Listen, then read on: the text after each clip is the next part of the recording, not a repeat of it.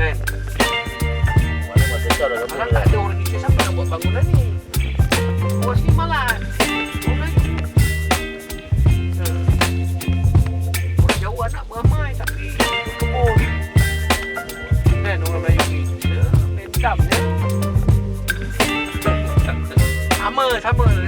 Tapi Aceh. Aceh macam abang gitu kuat macam orang pantai. Sama kita kalau gaduh fighter sama-sama. Oh, betul. Gaduh orang mana orang gila.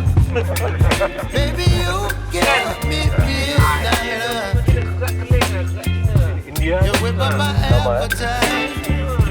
Don't leave me here high and dry. Oh, Tolong bang. well, I don't wanna jinx it, baby.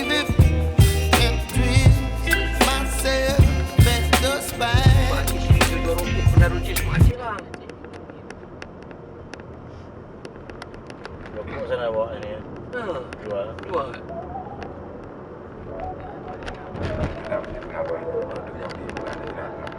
Awak pergi Mekah pun sama bang Aceh lah. Aceh lah. Mekah. Tapi jarang pulang kalau dari sini, jarang pulang dia. Dari sini ya. Ada betul. Rakyat ramai. Gaji juga. Gaji. Agak pada kita. Betul. Sini gaji dekat 2 juta. Boleh makan senang. Betul lah tak nak lagi. Sebab sana Belanda susah. Belanda jahat. Jahat. Bukannya orang Indonesia jahat.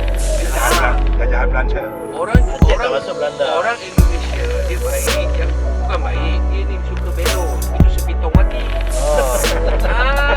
Kau berkhianat. Dia tahu si Pitong orang kanan kamu Pitong kaki je habis.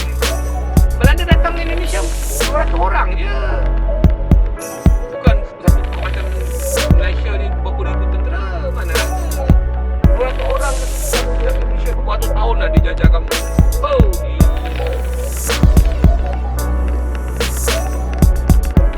pegang kepala. Anak buah ikut dah. Betul tak? Betul lah. Dia pegang kepala kamu, kepala kampung yang pegang. Yalah, Anak betul. ikut.